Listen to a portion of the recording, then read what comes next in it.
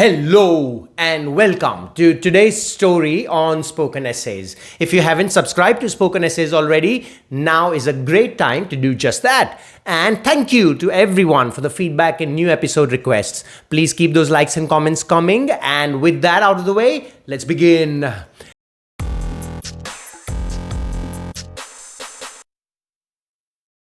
Did you know that there's a computer virus that goes by the name Brain? Yep, that's right. It was first released way back on January 19, 1986, and it's actually considered to be the first ever computer virus for the IBM Personal Computer and its compatible models. Crazy, right? I mean, nowadays we are all familiar with the concept of computer viruses and we know how much damage they can cause. But back in the 80s, the idea of a virus infecting your computer was pretty much unheard of. That's why Brain was such a big deal. It was the first of its kind. Of course, today we have all sorts of advanced antivirus software to protect our computers from these sorts of things. But it's interesting to look back and see where it all started. Who could have even thought in 1986 that a little virus named Brain could be so influential? So let us first see what the world was like back then. Meet 1986. Of course, back in 1986, there was no Instagram, TikTok, Google, Donald Trump, or Elon Musk. Not at least as we know them today anyway. But it wasn't a year for nothing. And here is just some of what 1986 did offer to history as we know it. Spain and Portugal enter the European Community, which becomes the European Union in 1993. Wildly popular Norwegian synth-pop band a-ha's The Sun Always Shines on TV is the #1 song in the UK. Steve Jobs, along with John Lasseter, starts a 3D graphics company called Pixar after Apple, a company that Steve Jobs had founded 10 years earlier, fired him. The Beechcraft Starship business aircraft makes its maiden flight. Swedish Prime Minister Olof Palme is shot to death on his way home from the cinemas in Stockholm. Microsoft Corporation holds its initial public offering of stock shares. Australian drug smugglers Kevin Barlow and Brian Chambers are executed in Malaysia. The New Zealand Homosexual Law Reform Act decriminalizes consensual sex between men from the age of 16. Chilean dictator Augusto Pinochet survives an assassination attempt by the FPMR, but 5 of Pinochet's bodyguards are killed. General Vaidya is killed in India for leading Operation Blue Star. Dreaded criminal Charles Shobraj escapes from Delhi's Tihar jail by drugging his guards and walking out of the jail completely unnoticed. In one of the most famous FIFA World Cup matches, Argentinian football player Diego Maradona scores one handball goal nicknamed the Hand of God and then dribbles past the entire English football team to score a second goal nicknamed the goal of the century, with Argentina winning 2-1 against England. Average per capita income in Japan exceeds that in the United States. The Iran-Contra affair goes public when the Lebanese magazine Ash-Shira reports that the United States has been selling weapons to Iran in secret in order to secure the release of 7 American hostages led by pro-Iranian groups in Lebanon.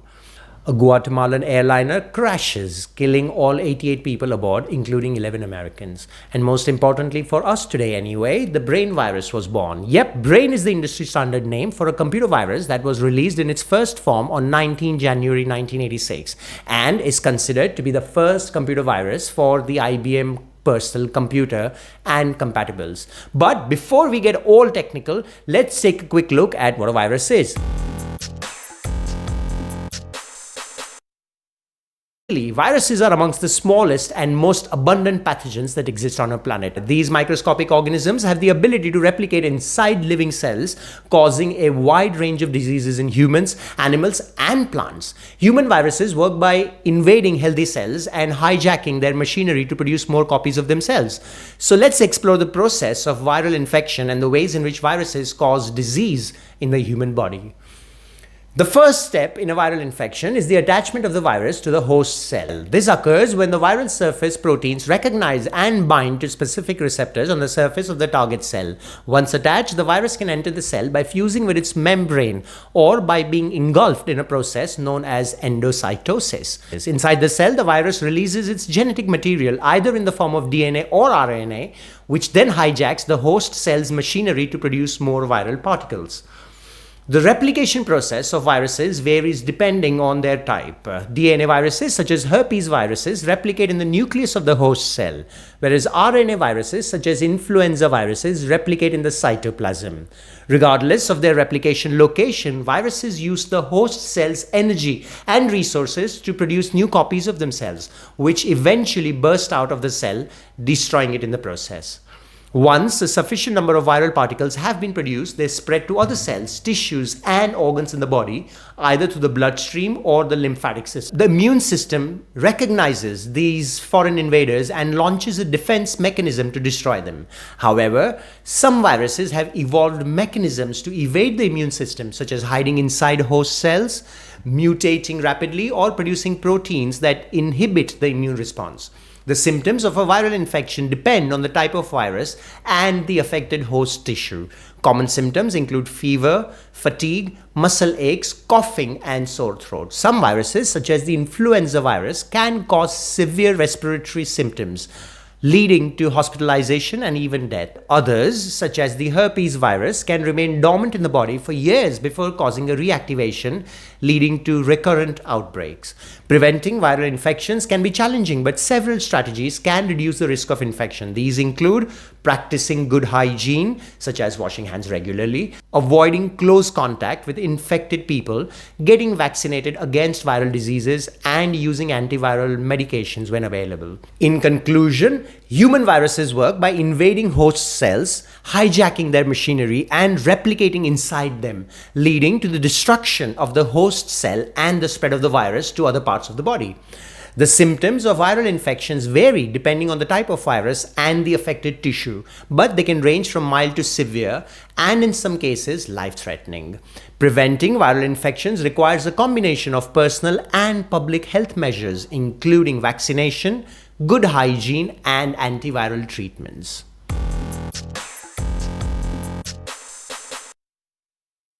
Computer viruses are malicious software programs that can infect computers and other electronic devices, causing harm to the system and the data stored in it. These viruses are designed to replicate themselves and spread to other devices, often causing significant damage to the infected system. With that basic intro out of the way, let us look at the different types of computer viruses, their effects, and methods of prevention. The most common type of computer virus is the file infector virus. This type of virus attaches itself to executable files, infecting them and spreading to other files that the infected file interacts with. These viruses can cause significant damage to the infected system, often resulting in the loss of data and system crashes. Another type of computer virus is the boot sector virus, which is exactly what the brain virus is. A boot sector virus infects the boot sector of the hard drive or the floppy disk, making it impossible for the computer to boot up. Boot sector viruses are less common than file infector viruses, but they can cause significant damage to a system. A third type of computer virus is the macro virus. This virus infects files that contain macros, such as Word documents or Excel spreadsheets. Once infected, the virus can spread to other files that contain macros, causing significant damage to the system. The effects of a computer virus can vary depending on the type of virus and the system it infects. Some viruses are designed to be a nuisance, causing pop-up ads or slowing down the system. Other viruses are designed to be more malicious, causing significant damage to the system and data stored in it. To prevent computer viruses, there are several methods that users can employ.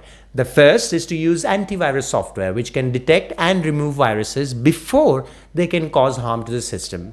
Users should also be cautious when downloading files from the internet, as many viruses are spread through email attachments or downloads. It is also important to keep the system and software up to date with the latest security patches and updates. So to conclude, computer viruses are a significant threat to electronic devices and can cause significant damage to the system and data stored in it. There are several types of computer viruses, including file infector viruses, boot sector viruses, and macro viruses. To prevent these viruses, users should use antivirus software, be cautious when downloading files, and keep their system and software up to date with the latest security patches and updates. By following these best practices, users can protect their systems from the harmful effects of computer viruses.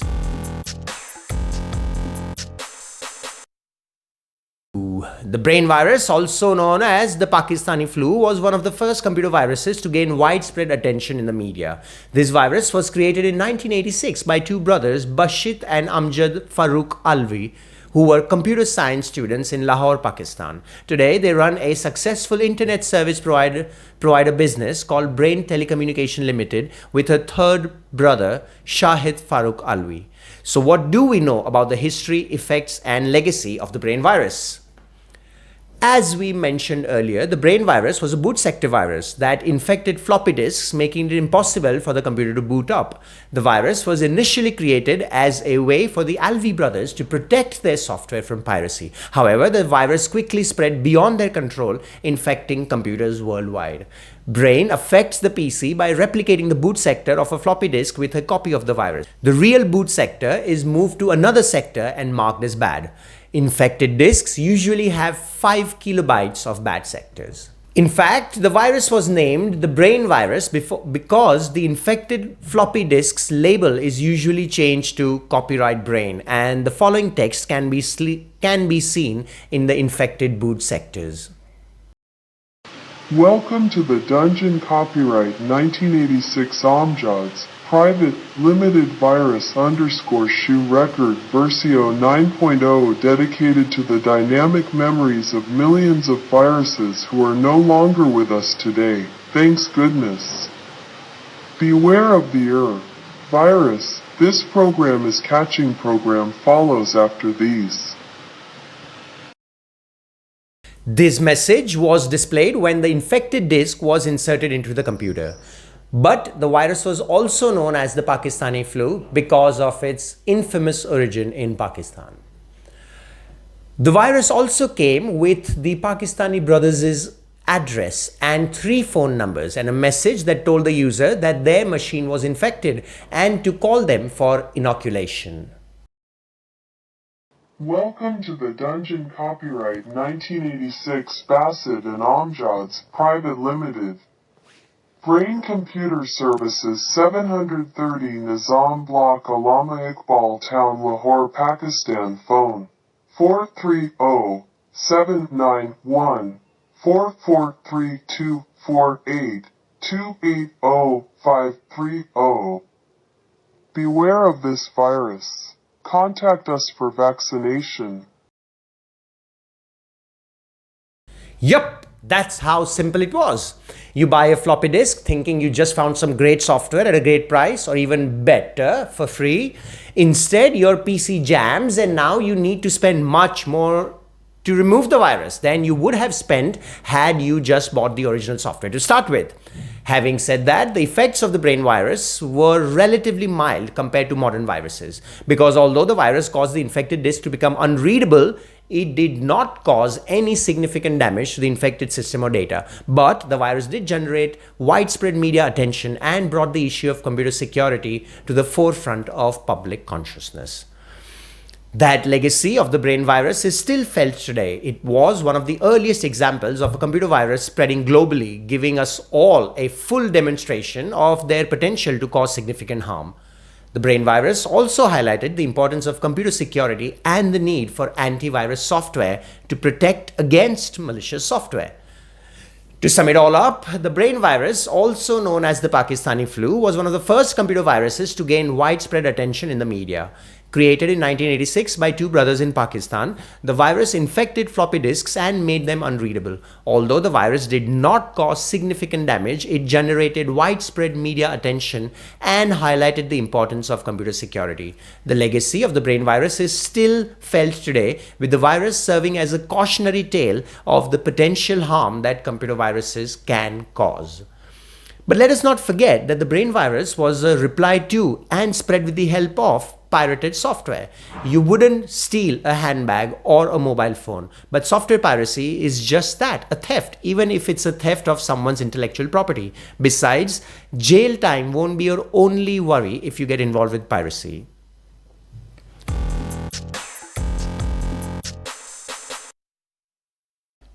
The use of pirated software is a widespread issue in the modern digital age. Piracy is defined as the unauthorized use or reproduction of copyrighted material. Pirated software is a type of software that is copied or distributed without the permission of the copyright holder. Let's take a quick look at the harmful effects of using pirated software. One of the most significant negative effects of using pirated software is the potential for security breaches. Pirated software is often accompanied by malware or viruses that can harm the user's computer or steal personal information. The pirated software may also lack important security updates, leaving the user vulnerable to cyber attacks. Another harmful effect of using pirated software is the lack of support from the software developer. Software developers rely on the revenue generated from sales to provide ongoing support and updates for their products. Pirated software users do not contribute to this revenue stream, leaving the developers with less funding to provide updates and support. This lack of support can lead to software that is outdated and prone to bugs and security vulnerabilities. Using pirated software can also have legal consequences. Copyright law protects the rights of the copyright holder, and using pirated software is a violation of those rights. If caught using pirated software, the user may face legal action and fines. The use of pirated software can also damage the reputation of individuals and organizations and can lead to a loss of trust from customers and partners. Furthermore, the use of pirated software can negatively impact the economy. Software piracy leads to lost revenue for software developers, which can harm the industry's growth and innovation. Piracy also leads to job losses, as software developers may be forced to cut back on staff due to decreased revenue. In conclusion, the use of pirated software can have harmful effects on individuals, businesses, and the economy as a whole. The potential for security breaches, lack of support, legal consequences, and damage to the economy are just a few of the negative effects of using pirated software. It is crucial to respect the rights of copyright holders and to use legitimate software to ensure the safety and security of personal information and to support the continued growth and innovation of the software industry.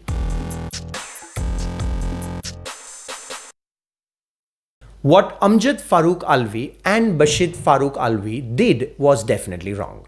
They should not have deliberately infected people's computers and held them hostage for payments of ransom. There's no question about that. But let us not forget who their targets were. It is people like us who willingly and often greedily go to marketplaces or websites offering pirate software. So it is us who first break the law by soliciting stolen goods, which is why the good doctor says prevention is much better than cure. And let us all learn to build or earn to buy good software, because you wouldn't want to catch a virus today, would you? Of course, the brain virus also got a lot of help from the poor build quality of Apple and Microsoft's operating systems. So this case study is also a reminder to software firms and developers to better test their apps for bugs and vulnerabilities. With that, we say goodbye to today's episode. Please check out the links in the description, and we'll all see you in the next story, my friend. Ciao.